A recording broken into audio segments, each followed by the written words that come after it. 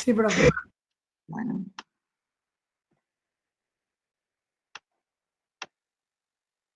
Ya un ratito.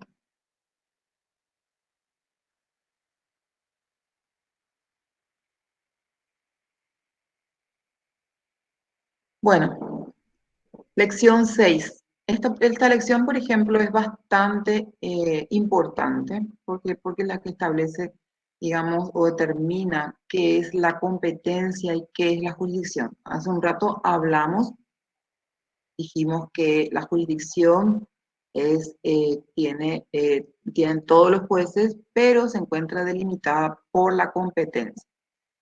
Entonces, jurisdicción dice, facultad, derecho, función del Estado para administrar justicia.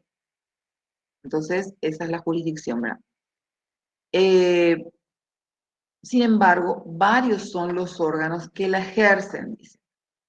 O sea, puede ser el tribunal de apelación, juez de paz, dentro de lo civil, bueno, o sea, que la ejercen, originados por la necesidad de dividir en las tareas según la naturaleza de los conflictos a resolver, civil, comercial, penal, contencioso, administrativo, laboral y otros. Entonces, todos los jueces tienen jurisdicción, todos, porque es la forma que administran justicia. Pero se encuentra delimitado. Vemos acá que hay varias materias, hay civil, comercial, penal, contencioso, administrativo, laboral. Entonces, por ejemplo, un juez laboral no puede juzgar, digamos, a no ser que sea, como les dije, por recusaciones o inhibiciones o que tenga que integrar o lo que sea, puede entender un caso civil. Pero es demasiado especial, digamos, o sea, debe estar eh, indicado, digamos, para ese juez por una orden superior que integre, por ejemplo. Los órganos y las personas físicas, los titulares de cada órgano, unipersonal o colegiado, ejercen entonces una porción o parte de la jurisdicción regulada legalmente con la denominación de competencia. Esta competencia, por ejemplo, como dije, la competencia que tienen está, por ejemplo, delimitada porque es fuero civil. Entonces, eso es según la materia. O sea, nosotros tenemos varias formas de delimitar la jurisdicción, que es a través de la competencia, y la competencia otra vez se divide en varias cuestiones que ayudan a ser límites. Por ejemplo, como dije, si es civil o si es penal o contencioso. Un juez penal entonces no puede entender, no tiene competencia para entender en un juez laboral, en un juicio laboral. Eso es por la materia. La Constitución Nacional, en su artículo 16, señala: la defensa del juicio de las personas es inviolable y toda persona tiene derecho a ser juzgada por tribunales y jueces competentes, independientes e imparciales. Entonces habla ahí la Constitución misma de que el juez debe ser competente para la materia que está discutiendo.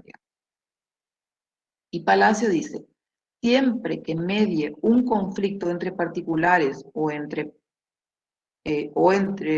particulares y el Estado, debido a la privación o negación de algún derecho o se encuentren en tela de juicio la aplicación de una sanción o resarcimiento, la intervención de un órgano judicial es ineludible. O sea, hay cuestiones donde se suscita, hablamos de un conflicto en las clases anteriores, y los conflictos entonces requieren, en este caso, eh, la intervención de un juez especializado, ¿verdad?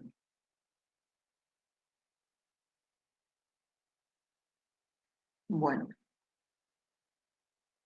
eh, porque la garantía de la defensa de juicio supone que todos los habitantes tienen en estas situaciones el derecho de ocurrir ante un órgano judicial a fin de obtener el amparo de los derechos que estime amenazados o lesionados. Eso significa que si uno, como la Constitución misma, le protege al ciudadano para que tenga, digamos, un juicio justo, entonces para eso requiere que el juez sea especializado en la materia, ¿verdad?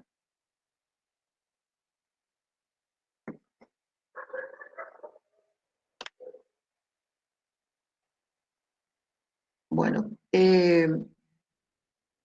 dice que el ejercicio de la jurisdicción se atribuye al Poder Judicial. O sea que dijimos que todos los jueces tienen jurisdicción.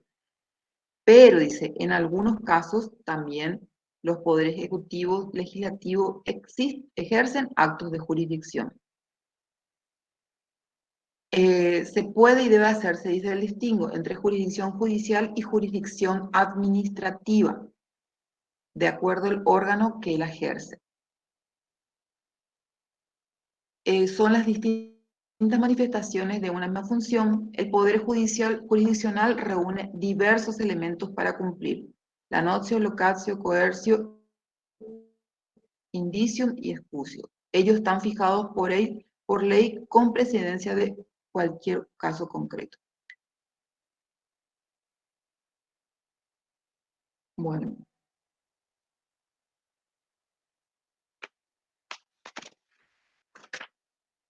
un momento.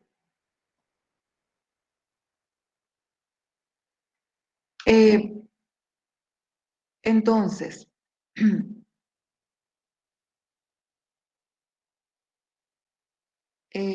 según Staffaroni, en una definición que menciona él, que dice que la función jurisdiccional supone la creación de los órganos encargados para administrar justicia. O sea, tenemos una función jurisdiccional, que es la del Poder Judicial, que está integrado por los jueces, miembros del tribunal, la Corte Suprema, y que lo que interesa ahí es que están encargados de administrar justicia. O sea, para eso fueron creados. Entonces, tienen una función jurisdiccional.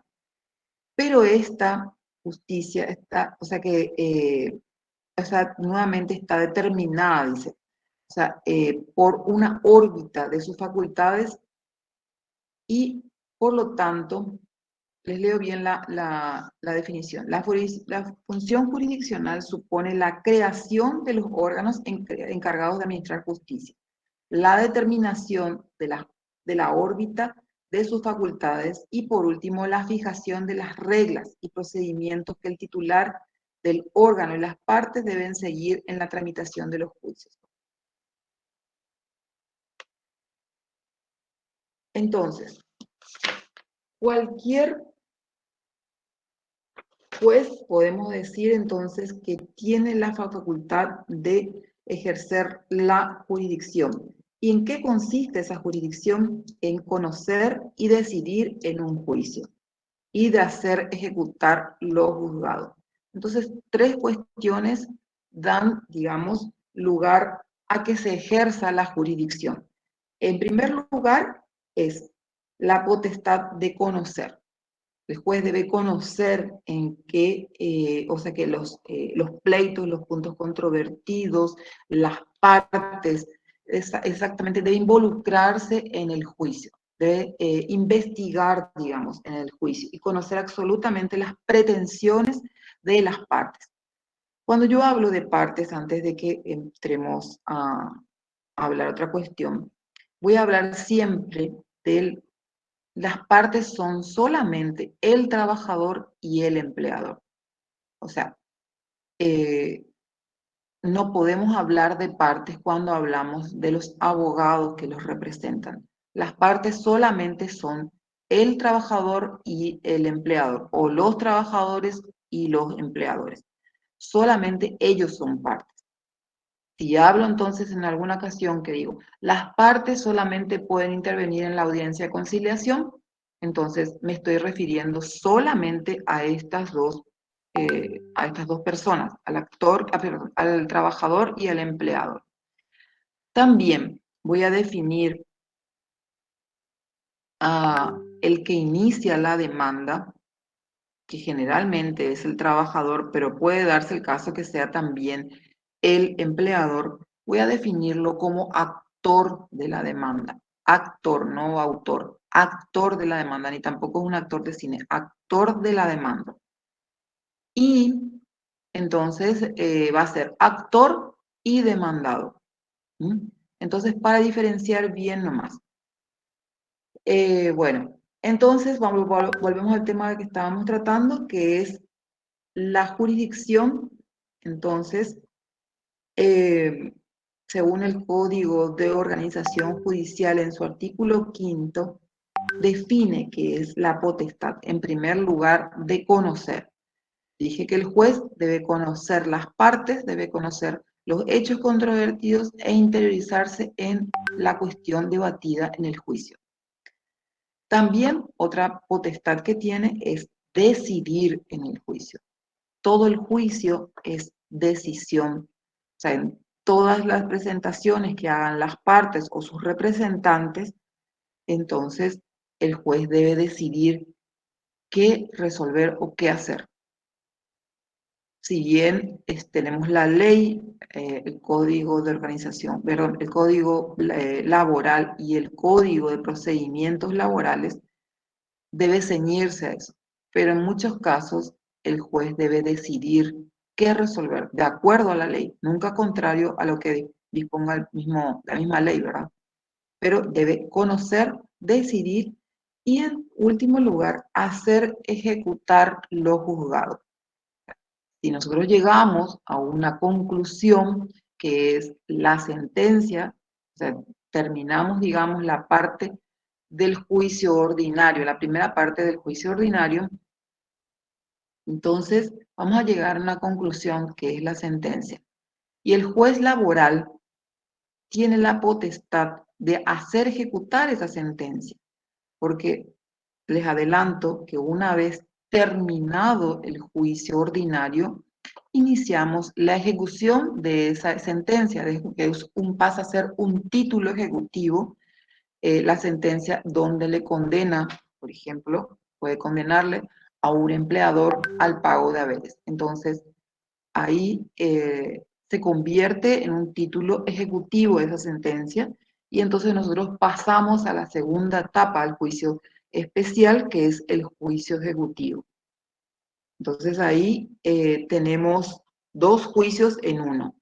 Y ahí en el juicio ejecutivo, el juez, que es el mismo juez que llevó adelante todo el juicio ordinario, es el mismo juez el que va a iniciar también, o sea que no es que va a iniciar, ante el cual se va a iniciar la ejecución del procedimiento.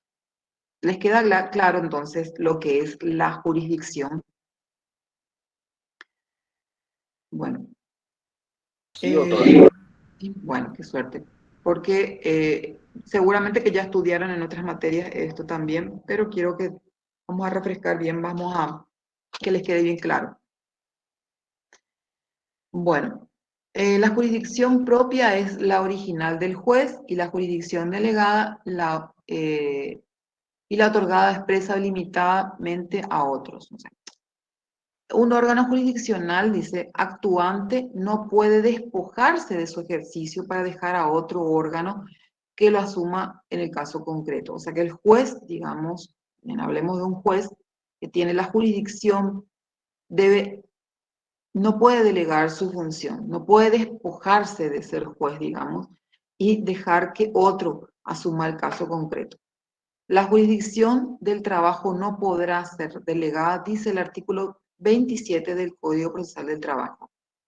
Esto impide que puedan comisionarse, perdón, esto no impide que puedan comisionarse o pedir a otros magistrados la realización de actos específicos. Por ejemplo, notificar. Bueno, acá tenemos que, como les había explicado, la jurisdicción laboral es una jurisdicción especial. Por tanto, no puede delegarse a otro juez, o sea que es en lo posible, no puede delegarse. Debe entender el caso un juez especializado en la materia.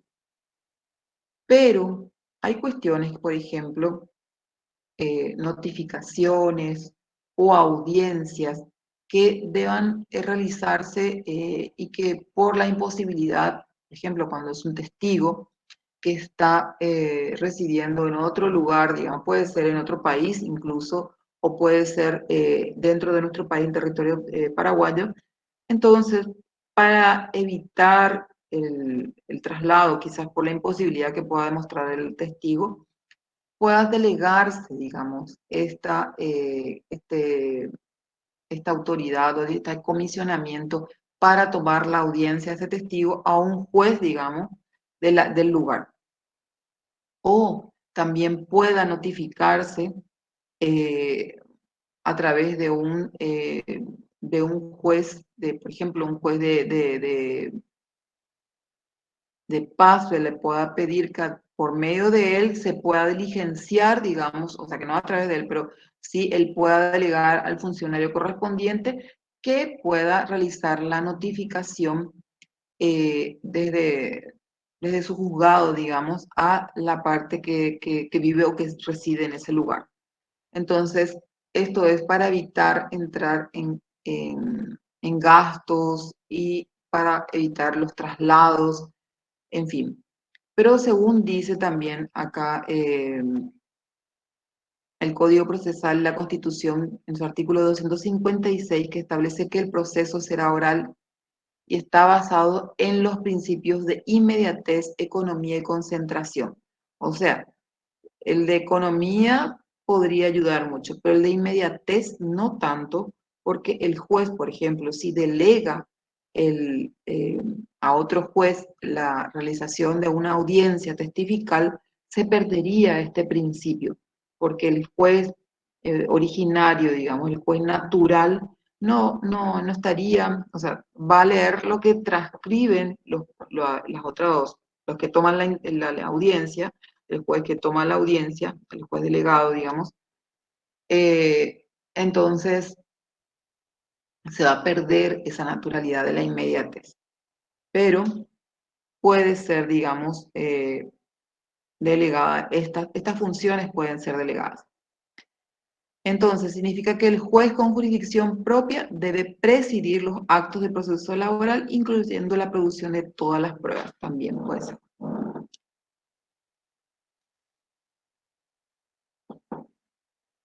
La jurisdicción del trabajo en la República del Paraguay es ejercida por juzgados de paz de primera instancia y tribunales de apelación para resolver los conflictos del trabajo. La diversidad del sistema existe en doctrina porque la solución de los conflictos laborales puede reservarse exclusivamente a órganos jurisdiccionales o órganos administrativos con el control judicial o a comisiones paritarias privadas mediante los contratos colectivos. Acá dice, no olvidemos que la jurisdicción del trabajo en nuestro país es mixta, o sea, es de orden público e improrrogable. Acuérdense de la parte administrativa que les había dicho. Ahora, ¿qué es la competencia? Dijimos que todos los jueces tienen esta potestad de conocer, decidir y ejecutar lo juzgado. Esa es nuestra jurisdicción, pero viene a delimitar esta jurisdicción la competencia. ¿Y cómo la delimita?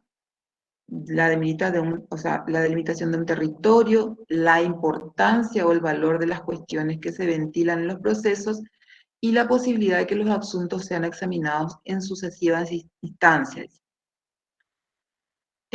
La cantidad de casos que ingresan a un juzgado en un plazo determinado y la materia a ser estudiada conforme a la naturaleza.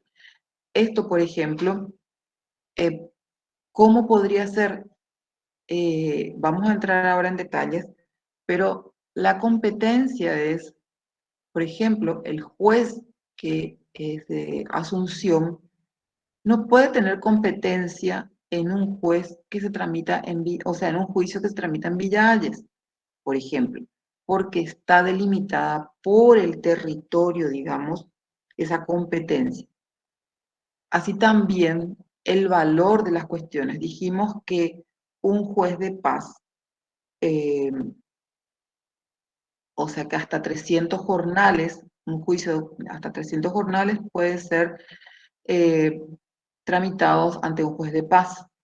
Pero superado este monto, el juez de paz ya no va a tener competencia por la cuantía del monto. Entonces, el que tendrá competencia es el juez de primera instancia. Entonces, ahí el valor también determina la competencia del juez. Otra cuestión es que antes se daban, por ejemplo, o sea que antes era por turno la competencia, por ejemplo, e ingresaban a un juzgado, por ejemplo, en lo laboral, hasta 40 expedientes por secretaría.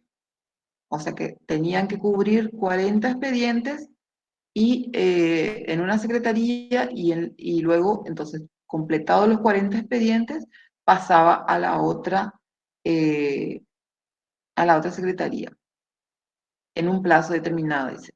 Y, o sea, eso era para determinar cuál era el juez competente. También por la conexidad y también por el sorteo. Ahora la competencia es a través del sorteo. O sea, si bien se hace un sistema, tenemos un control nosotros de sorteos por el cual determina cuál va a ser el juez que va a entender, digamos, en ese juicio. Bueno, esta Foroni, quiere decir, la define como la actitud del juez para ejercer su jurisdicción en un caso determinado. Agrega que no se concibe no se concibe un juez sin jurisdicción, pero sí es posible un juez con jurisdicción, pero sin competencia. ¿Entienden esto? Porque todos los jueces, dije, tienen jurisdicción, pero no todos tienen competencia. La competencia está determinada por cuestiones que sean materia, territorio y cuantía. Esas son las más importantes. La competencia fija la medida en que los jueces pueden ejercer su jurisdicción. O sea, la potestad de administrar justicia se determina en relación a cada juicio. Entonces, la jurisdicción es más amplia, la jurisdicción es conocer, decidir y ejecutar los juzgados. Por ejemplo, como me dijeron ustedes, este es un tema de examen. ¿Qué es la jurisdicción y qué es la competencia? Y cómo, por ejemplo, delimita o qué cuestiones delimita la competencia, la jurisdicción. Entonces, para mí esto es muy importante porque de ahí nace, digamos, o sea, ese es el puntapié, digamos, la base fundamental para saber dónde vamos a iniciar un juicio laboral. Entonces, si yo digo, por ejemplo, un juez de primera instancia puede entender, supongamos, pregunten en el examen, puede entender en un juicio laboral que la liquidación sea de 40 millones, o sea, que supere los 40 millones, entonces ustedes van a tener que saber qué se refiere a la competencia por la cuantía, ¿verdad? O sea, que la competencia terminada por la cuantía y que sí, por supuesto, le va a corresponder a un juez de primera instancia porque supera los 300 jornales mínimos. Esa sería, por ejemplo, una forma de preguntar o una forma de realizar, de entablar este tema de la competencia. Profe, Sí, breve consulta. sí. ¿A qué se refiere específicamente que dice que los procesos laborales serán siempre orales? O sea, haciendo nomás una comparación entre, por ejemplo, un proceso ordinario y penal, yo sé que lo penal prácticamente siempre se define en juicios orales. Te pregunto esto porque no Lo- sé todavía distinguir bien en el ámbito procesal. sí. Bueno, como dije en el artículo 256 de la Constitución, habla de que serán orales. Mientras que en el artículo 53, creo que no me acuerdo, del Código Procesal del Trabajo, habla que justamente serán orales y actuados, ¿verdad? O sea, lo que nosotros estamos tratando en los juicios laborales son cuestiones vulnerables, son cuestiones que necesitan rapidez, urgencia y que sean tratados lo más rápido posible. Ahora, la oralidad es un principio del proceso laboral, pero por la, digamos, vamos a decir esto, que por la cantidad de juicios que se tramitan dentro de los juzgados y por la poca cantidad de juzgados que tenemos, entonces hace imposible que todas las audiencias puedan ser orales. O sea, la audiencia de conciliación es oral. Las audiencias de pruebas son orales.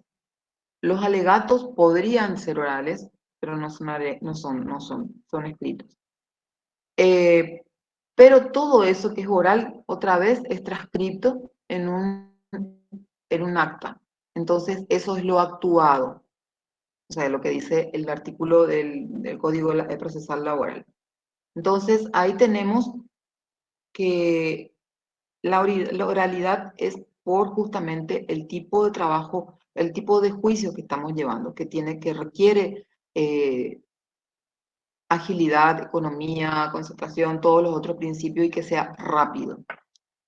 Y lo actuado es porque no tenemos un sistema, digamos, donde tenemos un sistema y tuvimos siempre la formación de un expediente en formato papel donde debe constar todo lo actuado dentro del juicio. Eso es básicamente a lo que se refiere, ¿verdad? Un principio, simplemente un principio de oralidad, pero que no se puede, digamos, realizar en la forma que se realizan los juicios penales, que todo es oral, que todas las declaraciones, que resulta imposible. No sé por qué, pero resulta imposible. Ya, por la cantidad de juicios que tenemos, yo digo. Bueno.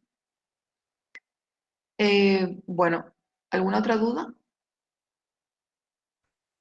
Profesora, Sí, acá nomás como que estábamos hablando de la competencia, consulté nomás acá el libro del profesor, el doctor Paredes. Casco Pagano, Ah, y habla sobre competencia por razón de territorio, sí, después competencia por razón de materia, competencia por razón de valor, competencia por razón de grado, sí. competencia por Conexidad. razón de y de turno.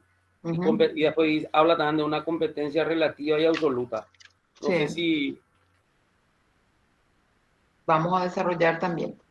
O sea que el valor, la cuantía, el territorio, la materia, competencia por el grado, competencia por el turno y la competencia por conexidad. Estas son las cuestiones que vamos a tratar acá en lo laboral.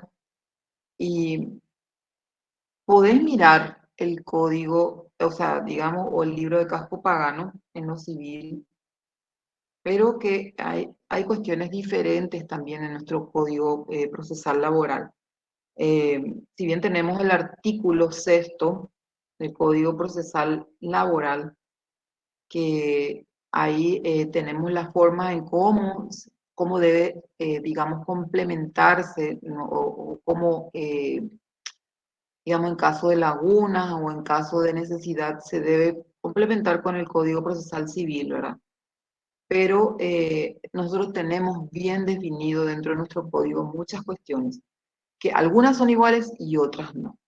O sea, por eso, si vos podés acceder o tenés un código procesal laboral, es mejor que mires dentro de tu código, para que dejes hoy un poquitito lo civil. Entonces así no te vas a confundir tanto, ¿verdad? Hay algunas cuestiones, muy pocas, pero sí hay diferencias. Bueno, la jurisdicción penal del trabajo solo es ejercida por jueces penales que integran el fuero penal. Y las controversias laborales son sancionadas por el juez del trabajo, las autoridades administrativas y judiciales del área penal cuando esté previsto. El incumplimiento de ciertas normas laborales está tipificado como ilícito penal y se manejan términos o expresiones comunes en la doctrina laboral y penal como acción u omisión, hacer o dejar de hacer, imputabilidad, dolo, culpa, intención de perjudicar, negligencia, perjuicio. nosotros tenemos, dijimos ya en la otra lección, relaciones con otras materias y lo laboral tiene relaciones con otras materias, pero nosotros tenemos también necesidad de remitir cuestiones que son, que hacen al índole, o sea, la materia penal, digamos, en lo laboral. Por ejemplo, la, eh, el testimonio falso, que debe ser remitido a la justicia penal.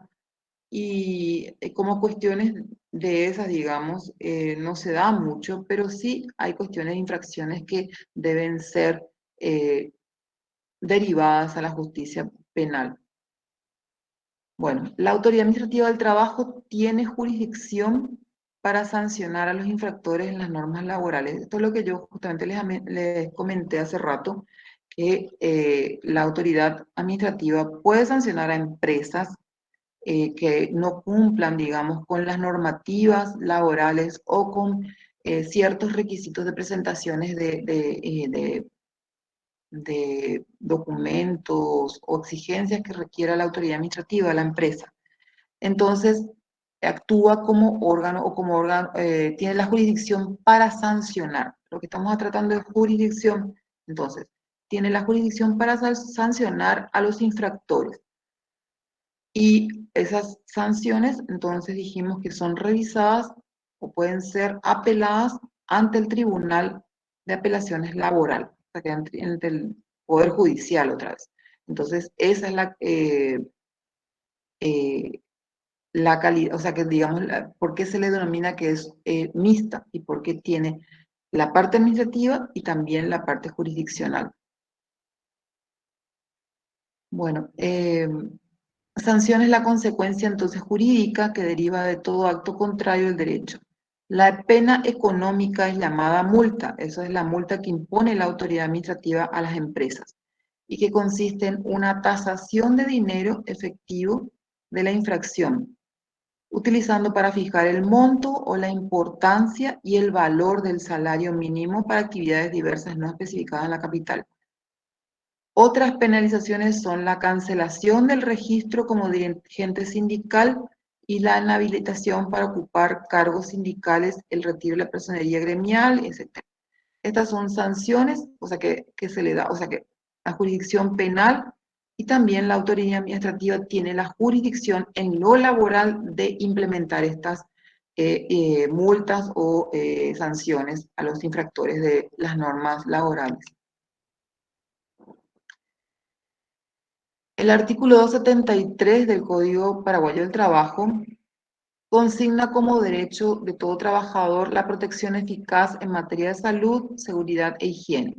Ustedes saben que nosotros, o sea que el Código Laboral obliga al empleador a proveerle, digamos, de esta seguridad, esta protección al trabajador.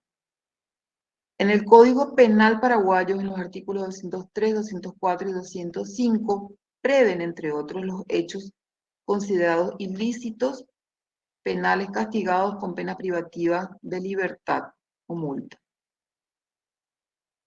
Por ejemplo, el artículo 205 es la exposición de personas en lugares de trabajos peligrosos, que están mencionadas. Por ejemplo, el trabajador adolescente no puede trabajar, digamos, en zonas, en minas, en donde realice trabajo forzoso, un trabajo salubre, exposiciones a lugares nocturnos, en fin.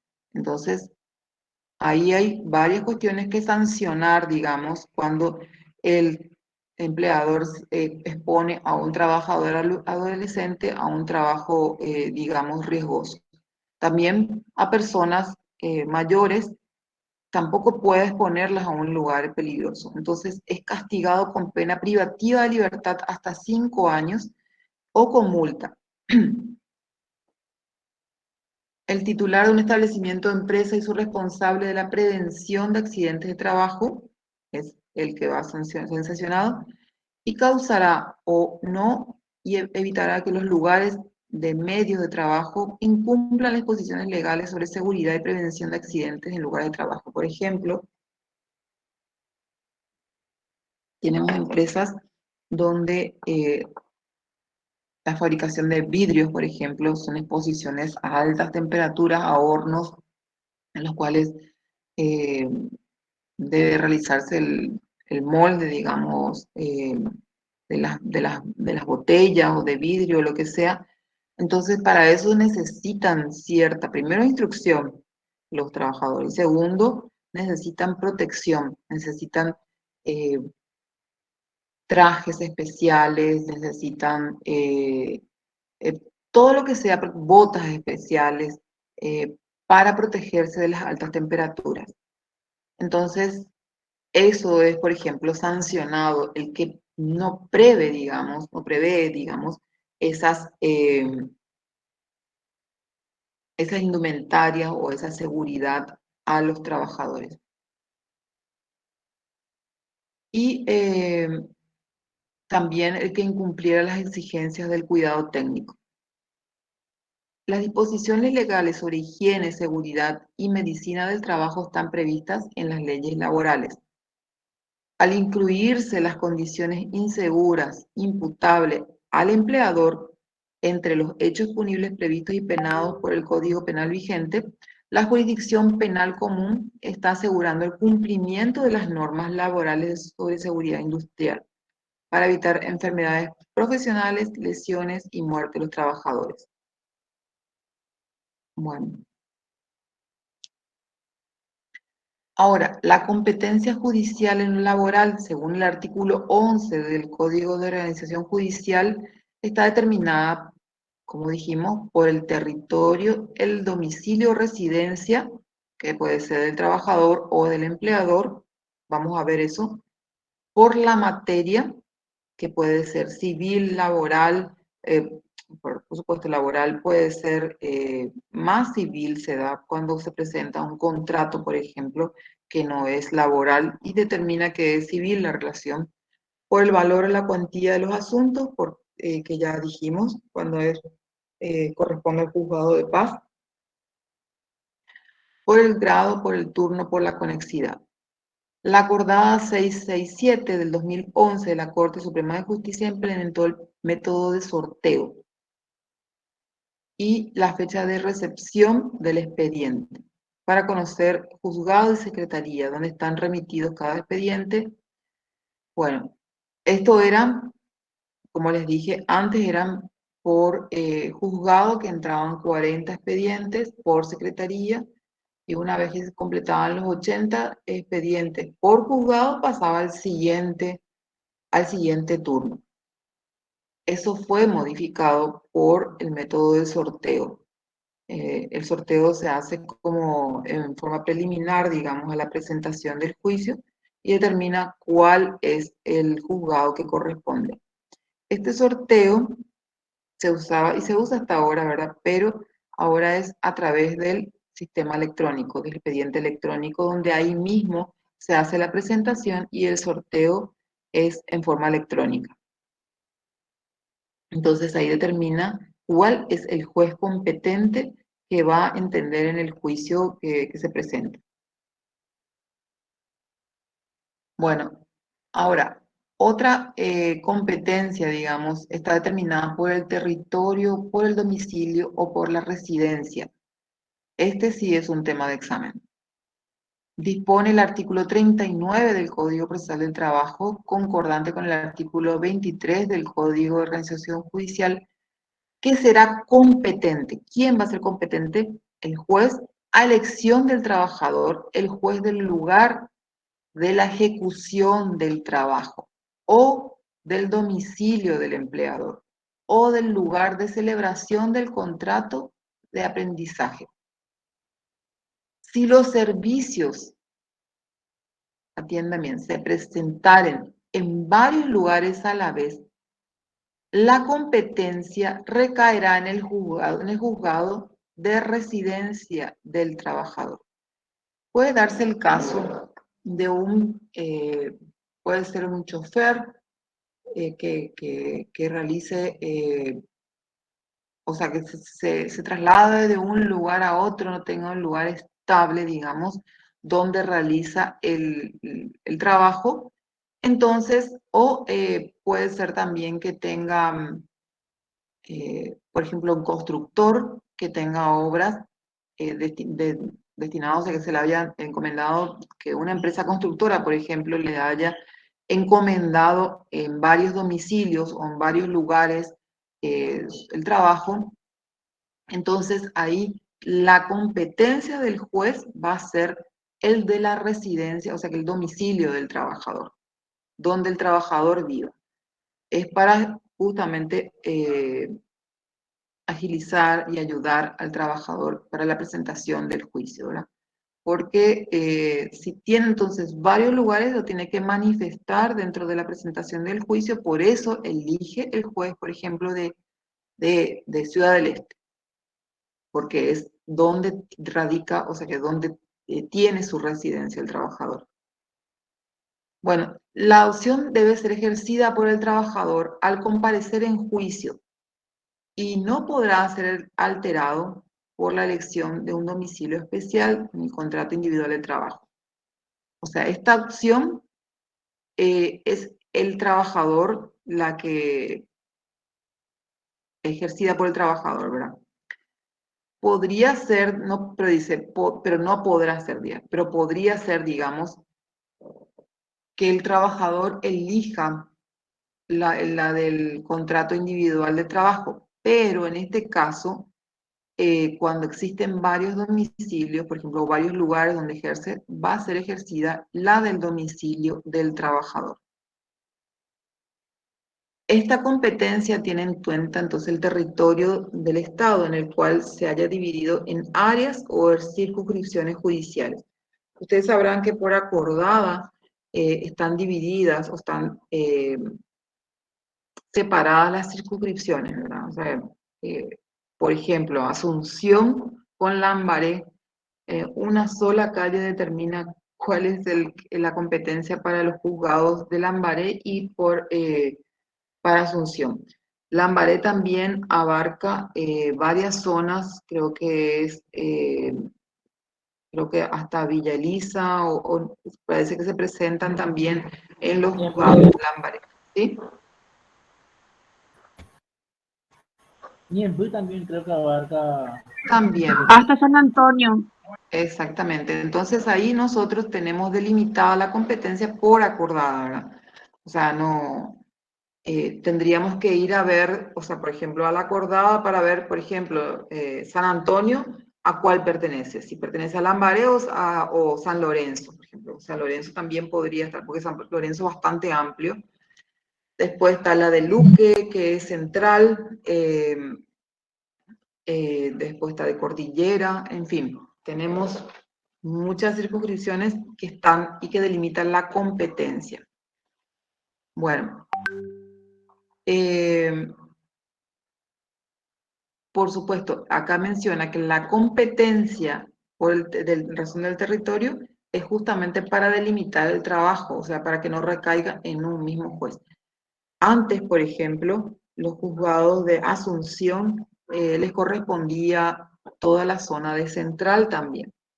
Tenían un recargo de trabajo impresionante porque San Lorenzo es muy amplio, Luque también, y todos esos juicios venían hasta Asunción, creo que todo eso, San Lorenzo y Luque creo que sí, y Lambaré también. Después fue delimitado, no me acuerdo muy bien, pero creo que fue así. Pero era muchísimo el recargo de trabajo que tenían los jueces de Asunción. Después fue delimitado, hasta Fernando de la Mora incluso tenemos jueces especiales en lo laboral, ¿verdad?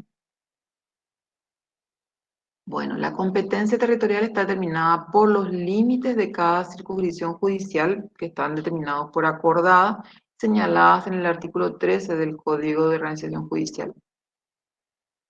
Dentro de algunas circunscripciones judiciales aparecen otros territorios menores de juzgado de primera instancia creado por ley y presupuesto nacional, cuyos territorios están delimitados por acordadas de la Corte Suprema.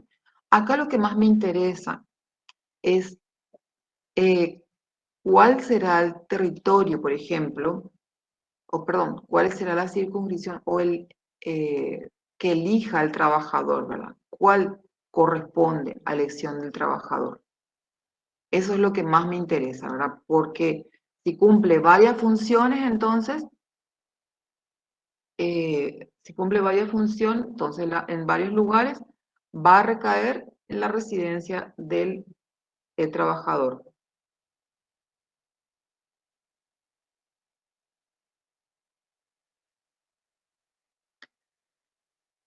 Eh, Acá no se entiende muy bien. Dice, la opción debe ser ejercida por el trabajador al comparecer en juicio, ¿verdad? Y no podrá ser alterado por la elección de un domicilio especial en el contrato individual de trabajo. Pero supongamos que no está determinada, por ejemplo, en el caso de que exista un solo domicilio, puede ser determinada también como domicilio para iniciar el juicio la dirección donde se firmó el contrato de trabajo. Si es que no cumple varios, tiene un solo lugar donde cumplía funciones. También puede ser cuando, en este caso también puede ser el domicilio del empleador, donde realizaba sus trabajos. Entonces ahí se entiende que es en el domicilio del empleador o la empresa del empleador. Entonces, ese es el domicilio también que puede determinar la competencia en cuanto se refiere a un solo lugar de trabajo. Bueno, entonces eso está bien definido, o sea, bien terminado. Me parece que ya, no sé si entendieron bien, que cuando se trata entonces de varios domicilios del trabajador, entonces puede ser la residencia del trabajador. Cuando no tiene determinado, digamos, y realiza en un solo lugar, puede ser en la residencia, o sea, la residencia donde se firmó el contrato, o a elección del trabajador también puede ser donde realizaba el último trabajo o donde realizó permanentemente el trabajo, que puede ser en el domicilio del empleador. Esas son las entonces por el territorio.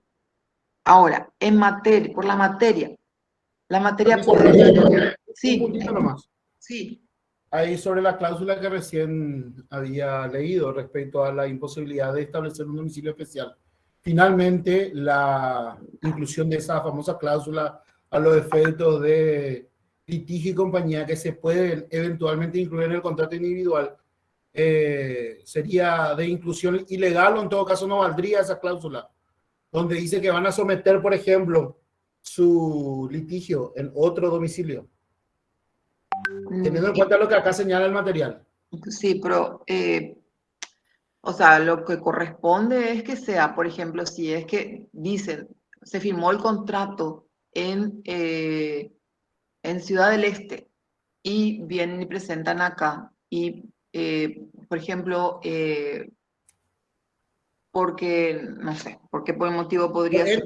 Por ese motivo, mi pregunta específica es, ¿esa cláusula finalmente podría ser atacada en el contrato? Claro, puede ser, para eso Okay. existen las Eso mismo. excepciones Gracias. dentro del proceso, ¿verdad? Eso es.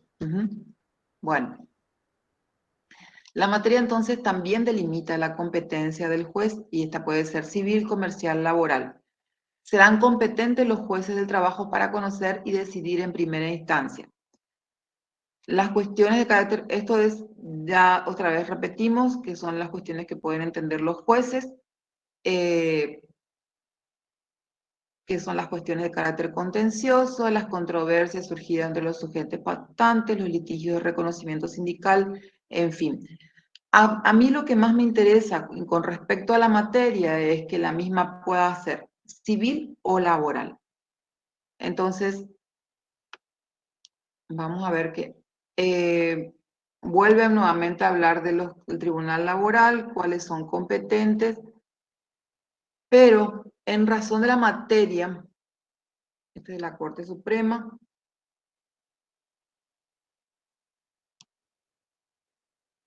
no está determinado. Bueno, les explico. En razón de la materia, puede ser, entonces, que pueda presentarse un contrato con las características de, o sea, pueda hacer un contrato civil y con las características laborales. Entonces, al presentar un contrato, entonces, el juez va a examinar su competencia con respecto a la materia. Si es un contrato civil y todas las cláusulas del mismo refieren que es un contrato civil, entonces sí se va a declarar incompetente.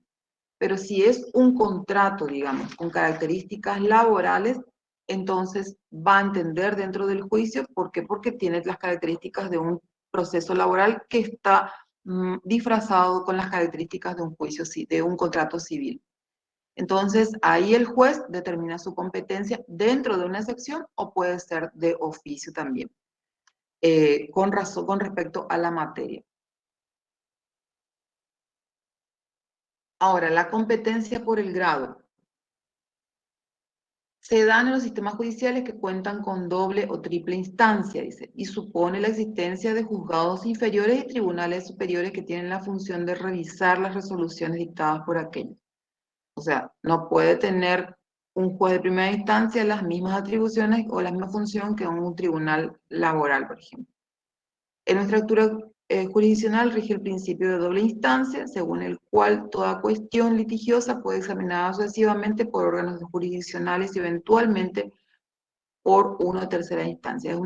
Es una acción autónoma, no es tercera instancia en nuestro sistema. O sea que por eso no existe tampoco la doble instancia, porque es autónoma. Es una acción que se presenta solamente para pedir la inconstitucionalidad de una resolución o una sentencia. Por eso es que no existe, digamos, la doble instancia, la tercera instancia, por ejemplo. La competencia en razón del grado está determinada por las instancias judiciales en la forma y medida en que están establecidos los recursos de las leyes procesales. En el procedimiento laboral rige el principio de la doble instancia, artículo 35, parte final del Código Procesal, y dispone que las decisiones del Tribunal de Apelación causarán ejecutoria. O sea, ¿qué significa? Que esta resolución quedará firme ante la resolución del Tribunal de Apelación.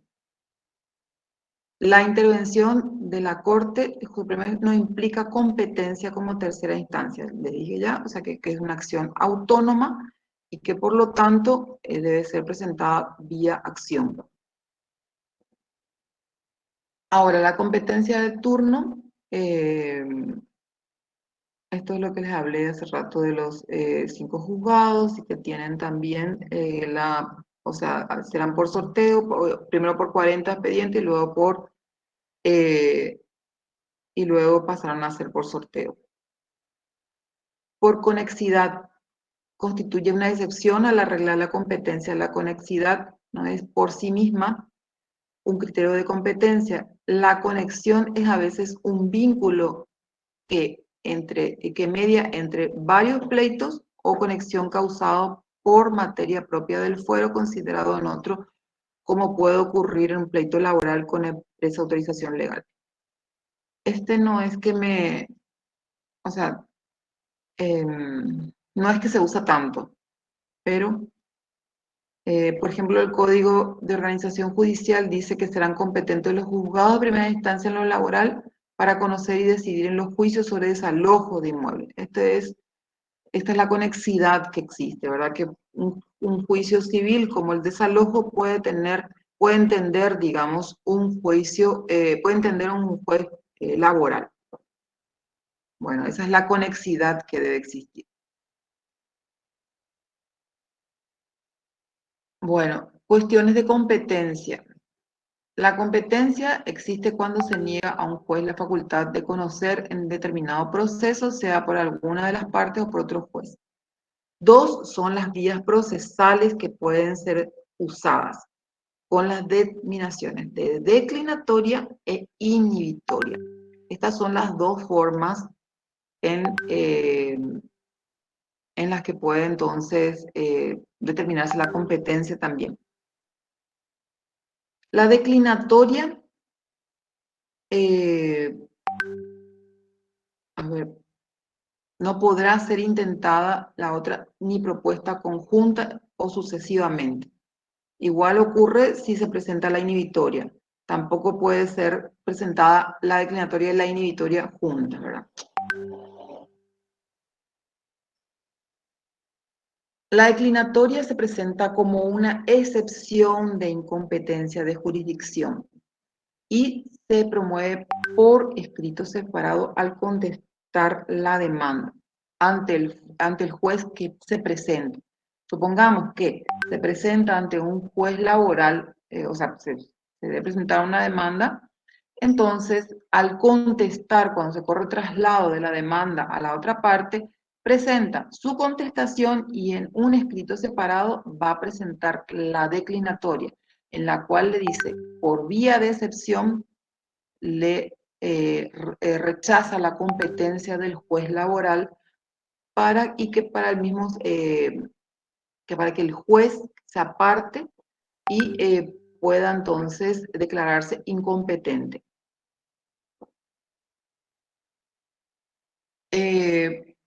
La diferencia, o sea, que entre la declinatoria y la inhibitoria es que esta excepción se presenta ante el juez donde se presentó la demanda, o sea, es ante el mismo juez.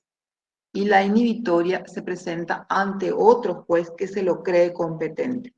Entonces, la declinatoria se presenta una vez resuelta, si el juez se declara competente, va a tener por contestada la demanda. El juez que no es competente o que no se entiende competente en el juicio no puede absolutamente resolver ninguna cuestión.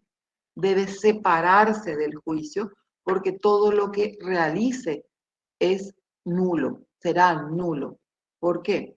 Porque el juez, al no tener competencia, no puede decidir en ningún juicio que no abarque o que no tenga en la cual no tenga competencia.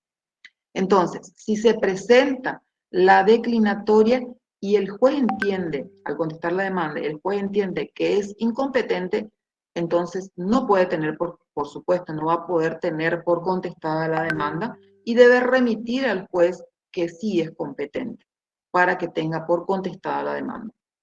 Ahora, si se declara competente, entonces sí va a tener por contestada la demanda y va a seguir con todos los actos procesales que deban realizarse posteriores a la contestación de la demanda.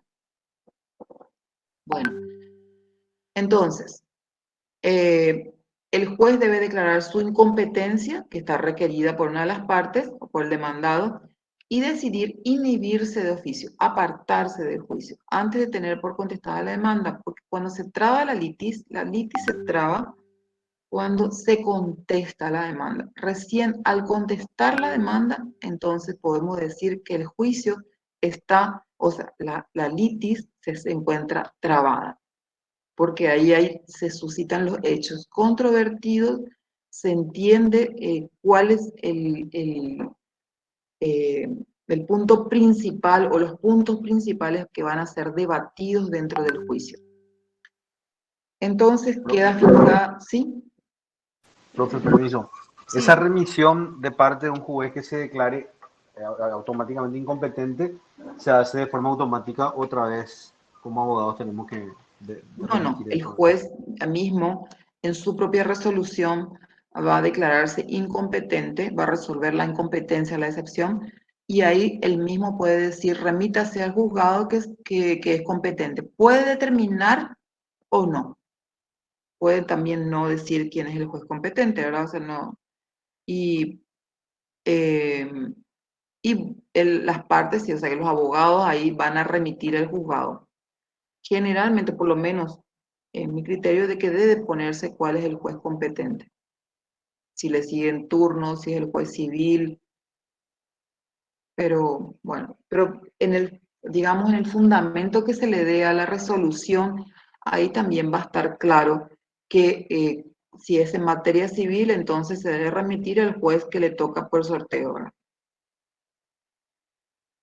Bueno, entonces, Profe, sí, sobre el punto, y la declinatoria, profe, que se esa es presenta la con, declinatoria. según usted, ¿Cómo? se presenta con la contestación de la demanda, dice. Sí, Ahí porque va a entonces se llega presentar a el trabar la demandado. litis o como. No, no se traba la litis si no la tiene por contestada. Si es que se declaró incompetente, no puede declarar, no puede tener por contestada, digamos, la demanda. No puede absolutamente hacer nada, nada, solamente declararse incompetente y remitir al juzgado que corresponda. Ahí el juez nuevo, digamos, el juez que es competente, entonces sí va a tener por contestada la demanda y ahí recién se traba la litis. Cuando el juez dicta una providencia en la cual determina que se tiene por contestada la demanda. Ahí recién se traba la litis. Pero el que se declaró incompetente no puede tocar absolutamente más nada en el expediente, porque es causa de nulidad. Y además estaría entrando en una contradicción, porque si él mismo se declara otra vez incompetente y nuevamente vuelve a tener por contestada la demanda, es una incoherencia, ¿verdad? Bueno, bueno, y claro, y además dice, como dice acá, una vez trabada la litis, entonces queda definitivamente fijada la competencia del juez y de las partes. Si el juez declara su incompetencia, el interlocutorio, o sea que la resolución donde resuelve su incompetencia, puede ser apelada. Y planteado el recurso, se le dará trámite de inmediato. Entonces, se suspende la tramitación del juicio hasta que se establezca la competencia del juez. Eso es en caso de que sea apelado el autointerlocutorio. Bueno, cuando la resolución desestimare la excepción de incompetencia interpuesta, será apelable dentro de los 3 días. Nuestros plazos, acá entramos ya un poquito en los plazos, van a tener que, son muy pocos los que son 6 días y en la generalidad son 3 días. Entonces, para apelar una resolución, o sea, para interponer el recurso de apelación contra esa resolución que declara la incompetencia, tenemos 3 días a partir de la notificación, o a partir de que quede notificado el autointerlocutorio. Entonces, cuando se concede recién el recurso,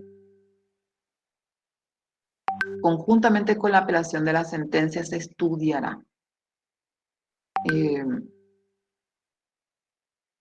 O sea que si se desestima la excepción, entiéndase así.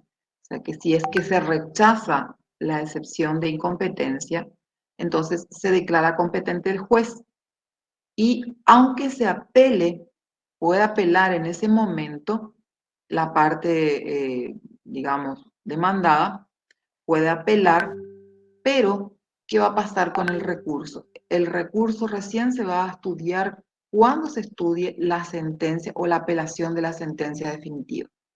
Entonces, al declararse el competente el juez, entonces, aunque esté apelado en ese caso, va a seguir el juicio hasta su estado de sentencia. Y ahí recién, entonces, se va a estudiar el recurso cuando se apele la sentencia definitiva. O sea que no es que se va a apartar ni que va a suspender el juicio, no. No se va a estudiar la apelación en ese momento, se estudia con la sentencia. Esto surge de la interpretación de los artículos 124 y 241, inciso B, del Código Procesal del Trabajo. Bueno, va a haber todavía dudas y no van a poder interpretar bien esto que les expliqué quizás, pero no se preocupen, cuando estudiemos los recursos o cuando veamos algunas resoluciones que también se apelan junto con la sentencia, les voy a explicar mejor, vamos a entrar en más detalle. Ahora estamos viendo la competencia nomás. Ahora, la inhibitoria. Esta es una acción que no se plantea ante el juez que recibe de la demanda, ¿verdad? O sea, que es ante otro juez. Por ejemplo, podría ser que se plantee la inhibitoria ante el juez civil, que la parte demandada cree que es el juez competente, puede que exista un contrato civil, entonces la inhibitoria se presenta ante el juez civil, no ante el juez que recibió la demanda. Y Entonces, planteada la inhibitoria, se le solicita al juez que declare su competencia para ser el juez de la causa, ¿verdad? Se le corre vista por 48 horas al Ministerio Público. Acuérdense que los traslados a la Fiscalía, al Ministerio Público, son vistas. Entonces, se le corre traslado para que el Ministerio Público se expida, o sea, que dictamine sobre la cuestión que está debatiéndose, y también a la otra parte, por el término común, o sea, también por 3 días. Y luego el juez de la inhibitoria, o sea que el juez, por ejemplo, el civil, no el juez laboral ante quien se presentó la demanda, va a decidir dentro de los 3 días. Que todos 3 días, ahí se dan cuenta ustedes, y 48 horas de vista. Varias son las cuestiones que pueden surgir. Primero, si el juez se declara no competente, entonces se podrá apelar dentro de los 3 días. Si declara su competencia, entiendan bien, si se declara competente el juez civil, supongamos, remitirá oficio al juez donde se haya recibido la demanda. O sea que supongamos le remite oficio al juez laboral pidiéndole que se inhiba, porque él resolvió ya que es competente. Entonces le pide que se inhiba y que le remita todas las actuaciones. O sea, ¿cuáles son las actuaciones? Va a ser la presentación de la demanda y hasta ahí, solamente.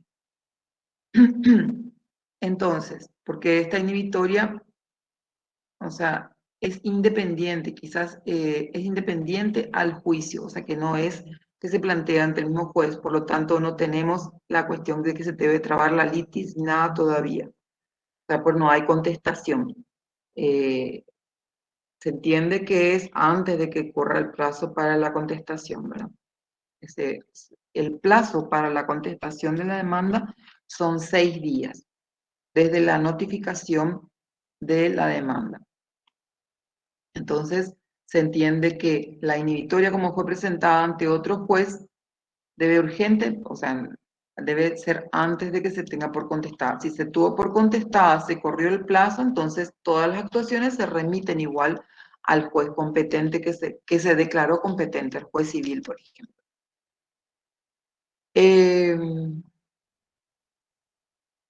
Y entonces le pide que se inhiba y remita sus actuaciones. El requerido correrá vista al Ministerio Público y a la otra parte del juicio por 48 horas comunes, y dentro de los 3 días siguientes resolverá si sostiene o no su competencia y va a comunicar esto al juez requirente. Entonces, también el juez laboral puede entonces correr vista a ambas partes, al Ministerio Público, por ejemplo, y a la otra parte. Y dentro de los 3 días siguientes va a resolver que si él se declara no competente. Supongamos que se declara competente. Entonces, ¿qué pasa ahí? Bueno, o sea, acá primero dice la hipótesis de que resuelva su incompetencia. Va a remitir, por supuesto, sería lo más fácil, ¿verdad? Va a remitir las actuaciones al requirente. El juez requerido fundamenta su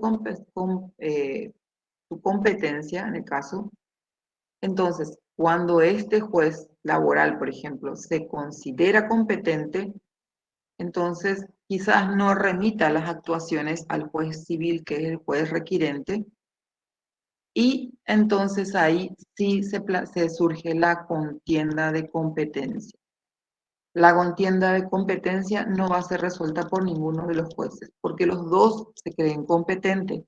Entonces, la contienda de competencia debe ser resuelta por la Corte Suprema de Justicia. Para eso son elevados todos los antecedentes, o sea que toda la formación de los expedientes, más la inhibitoria.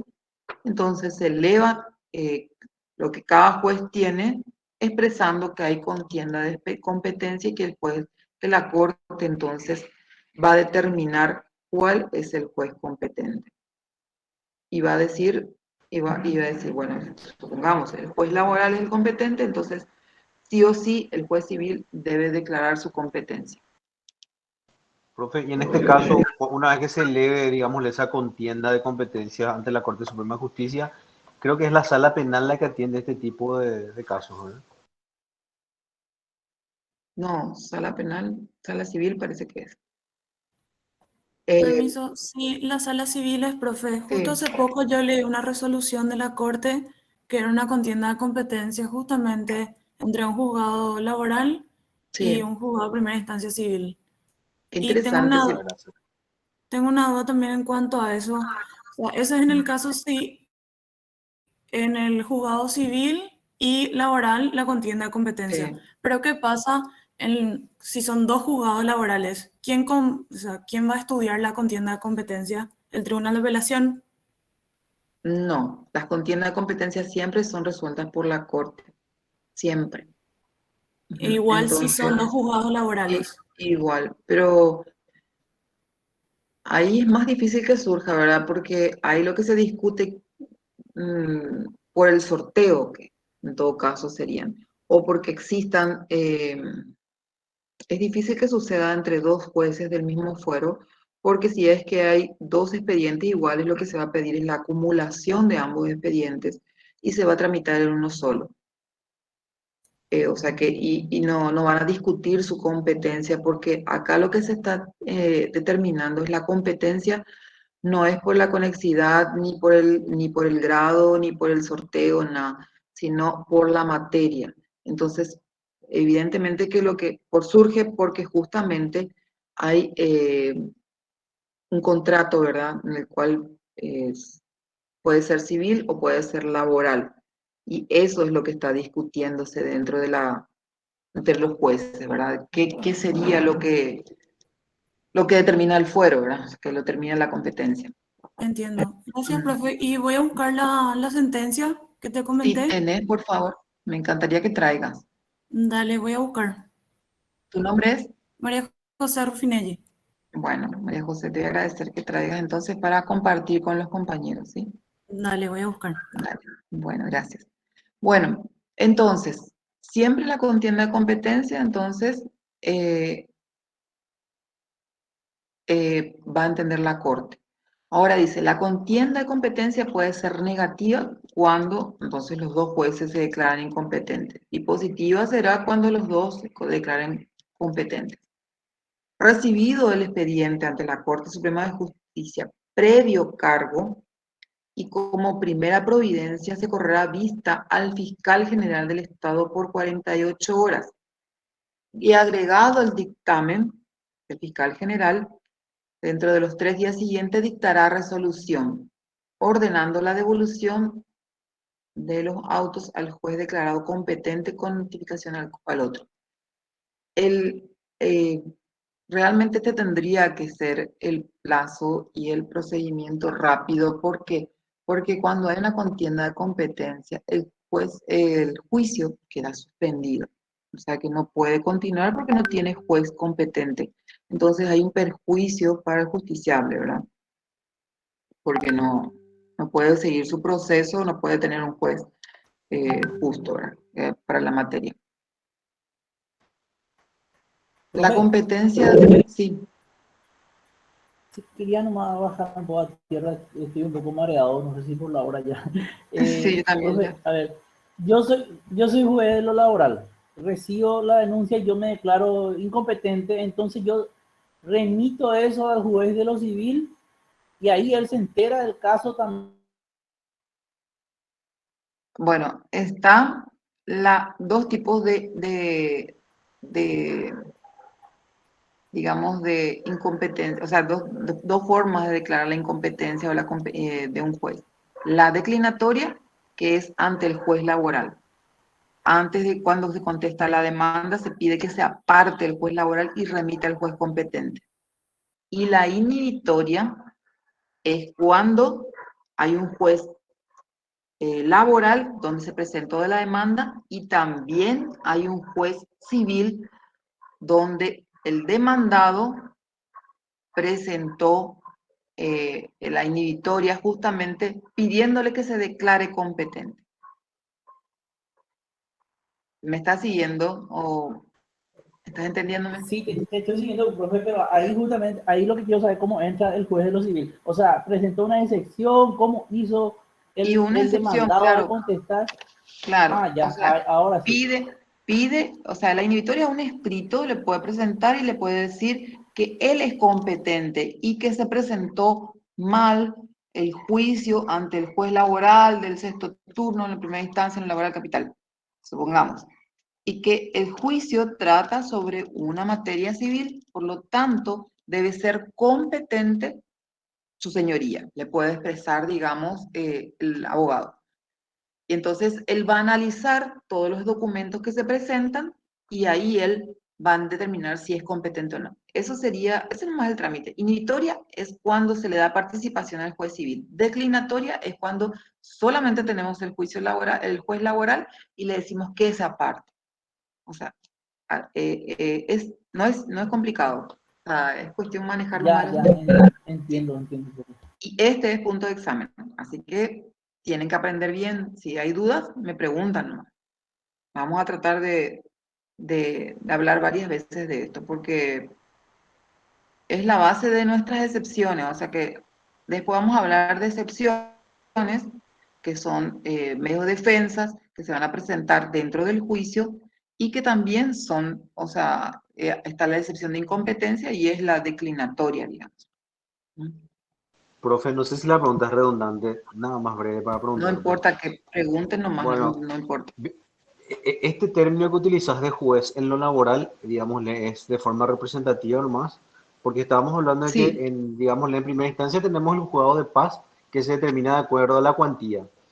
Si escapa ya lo que son los 300 jornales mínimos, obviamente ella es incompetente y eso se deriva a lo que es primera instancia. Sí, Decimos nomás juez laboral en el sentido del juez al que le toque de acuerdo a la cuantía, o sea, de acuerdo a la competencia que está. sí, Ya, exactamente. eso Pero nomás, profe. vamos a ubicarnos. O sea, ustedes ya saben que un juez laboral puede entender en un juicio de menor cuantía, de 300 jornales para abajo, ¿verdad? Pero cuando yo hable de un juez laboral, vamos a hacernos la idea de que es un juez de primera instancia en lo laboral, porque o sea, que la mayoría de los juicios laborales se tramitan ahí, ¿verdad? O sea, para no tener un procedimiento especial, digamos, porque después yo digo, vamos a apelar y va a decir, ¿y cuál es el tribunal o es el juez de primera instancia? Entonces, vamos a terminar así. Cuando yo digo, vamos a iniciar un juicio de primera instancia, vamos a hacer siempre juez de primera instancia y tribunal será el órgano revisor. ¿Está? Para que no se confundan. Vamos a dejar de lado por un tiempo el juez de paz, para que no haya confusiones, ¿sí? Profesora, una consulta. Cuando, Sí, cuando hablamos de inhibición, es inhibitoria. inhibitoria. Cuando hablamos de inhibitoria, es el juez el que se inhibe. O, No, o son las partes las que piden. eso es otra cosa. Ah, ya. Eso es otra cosa. Yo te había hablado de la inhibitoria. Puedes leer en el Código Procesal Civil que tenés el artículo 20 y el 21, donde el juez aparta porque hay una causal, digamos, de amistad, odio, qué sé yo, no sé cuánto, que el juez aparta para entender el juicio. Pero no es incompetente. El juez no es incompetente en ese caso. Él nomás se aparta porque tiene un sentimiento, digamos, hacia las partes o ya entendió en la materia o lo que sea, ¿verdad? Pero ahí no hay cuestión de competencia. Él era competente, o por lo menos sigue siendo competente hasta que se termine su inhibitoria, ¿verdad? Pero lo que yo estoy hablando ahora, esas son cuestiones de competencia. O sea, ahora solamente hablamos de la competencia y es dos formas de apartar, digamos, o sea, o de entender que un juez es competente o es incompetente. Lamentablemente lleva el mismo nombre, inhibitoria. Pero cuando yo les hablo de que el juez se apartó por inhibitoria, o sea, se inhibió, es porque hay un sentimiento en él que tiene que apartarse del expediente. Pero si yo les hablo, ¿cuáles son las dos formas de determinar la competencia de un juez? Y ustedes van a decir, por declinatoria y por inhibitoria. O sea que la competencia, que yo cuando les refiero a la competencia, me estoy refiriendo a estas dos formas. Y cuando me refiero a cómo se puede apartar un juez, porque exista un sentimiento, es inhibición del juez. Bueno, creo que les quedó claro eso. Profe, ¿y esto se presenta en forma de recurso? ¿O como, cuál es el Claro. término correcto, el Bueno, nombre de este la recurso de tribunal?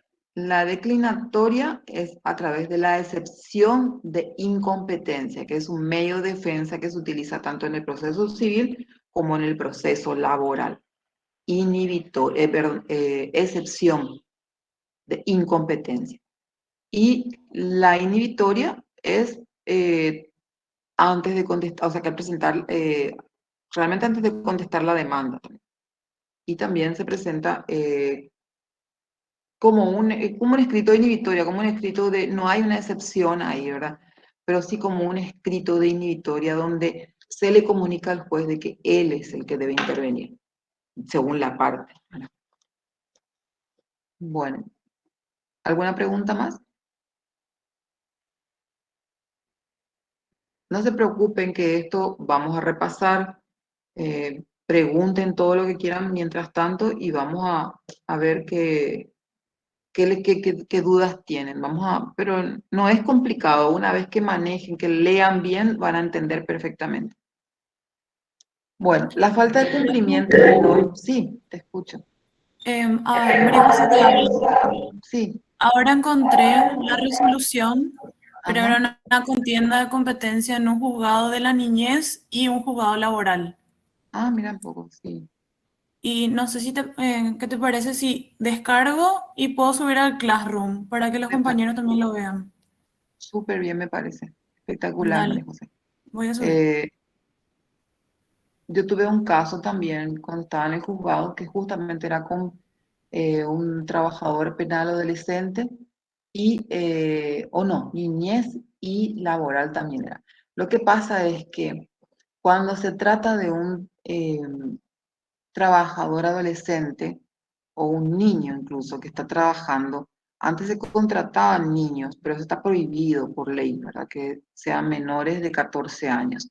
La ley exige, o sea, la ley permite que a partir de los 14 años el trabajador adolescente pueda realizar un trabajo, digamos, bajo dependencia de un empleador. Entonces, no me acuerdo muy bien el caso, pero sí eso. ¿Por qué surgen las cuestiones de competencia? Porque el juez laboral, según jurisprudencia, porque no está determinado por el código, ni por el código de la niñez, ni por el código del trabajo, cuál es el juez que debe entender en la materia.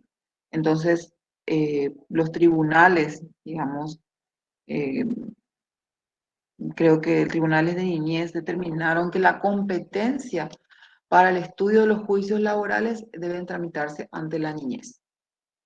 Ante la niñez. ¿Por qué? Porque se trata de asuntos concernientes a un trabajador adolescente o a un niño, ¿verdad?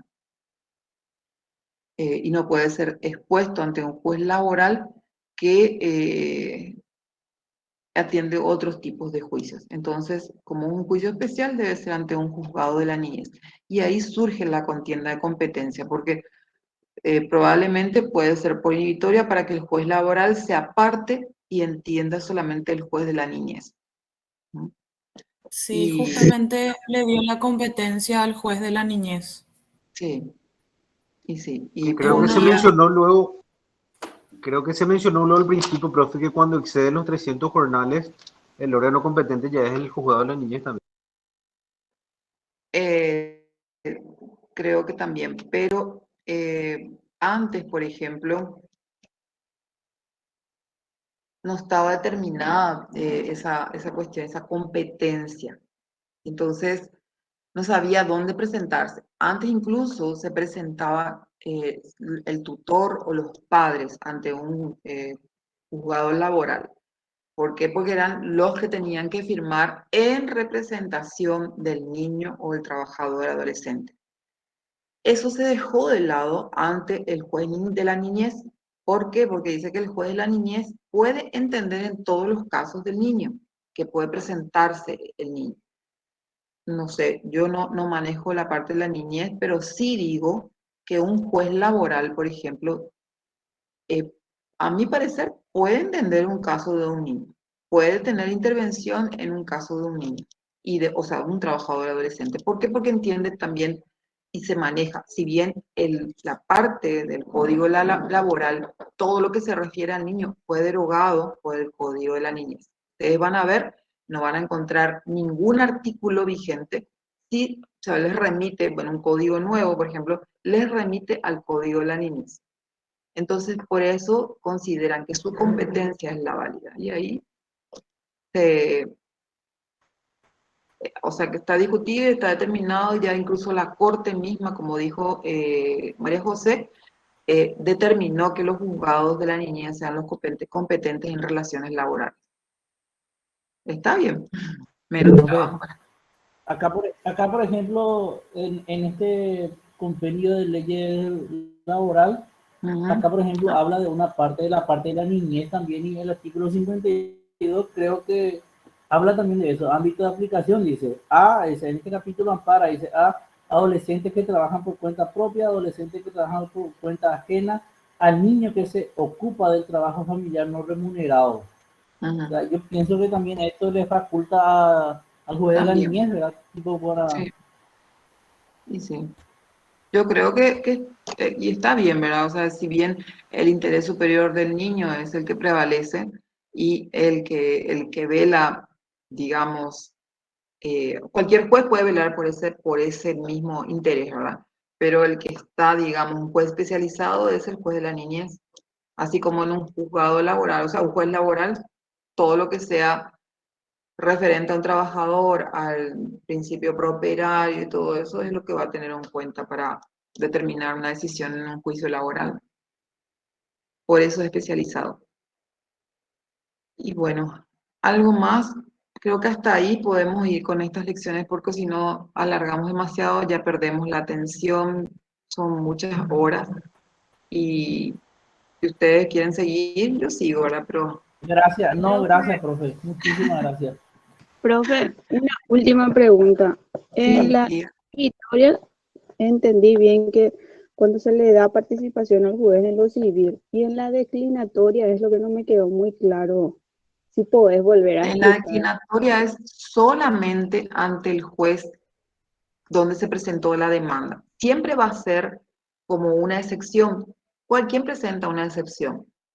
El demandado, que es un medio de defensa, que es previo y especial, de previo y especial pronunciamiento, porque debe resolverse antes de continuar todo el juicio. Entonces, la declinatoria se presenta ante el mismo juez que se presentó la demanda, que es el juez laboral, para que él se aparte y entienda otro juez que es el juez civil. Pero, haced más la idea, declinatoria es ante el mismo juez que se presentó la demanda. Y la inhibitoria le da participación a otro juez que no tiene nada que ver, dos jueces que participan en la inhibitoria. En cambio, en la declinatoria solamente un juez, el laboral. Para distinguir nomás esa... Pero no se preocupen, esto vamos a repasar cuando podamos, ¿verdad? Y solo que tenemos bastante para desarrollar y me preocupa por la poca cantidad de clases que tenemos, ¿verdad? Pero bueno, vamos a intentar. Vamos a desarrollar lo más importante por lo menos. Muchas gracias, profe, por la paciencia. Ojalá que pueda oírse a nuestro pedido el tema del Classroom para la próxima clase. Bueno, ahora me mandó un mensaje la compañera. Ahí está. Sí, profe. Ya me... mensaje ahí. Dale, doctora. Dale, doctora. Y vamos a ver cómo hago. Voy a consultar pues yo no soy muy ducha con esto de de las clases virtuales me cuesta muchísimo, pero voy a consultar con un operador. Así que... Sí, profe, vamos a él estar me hablando ayude. sobre ese punto y buscar Ay, una Lila, solución al respecto. dale, no hay Subí el problema. material Entonces, al Classroom de hoy, profe, por favor. sí, téngame paciencia, mañana voy a Sí, intentar. profe. Bueno, Gracias, doctora. Gracias, profe, muy Gracias, amable. doctora. Buenas Excelente. noches. Gracias. Gracias, profe, doctora, por la buenas noches. clase. Espectacular, Hasta son luego. excelentes. Hasta luego.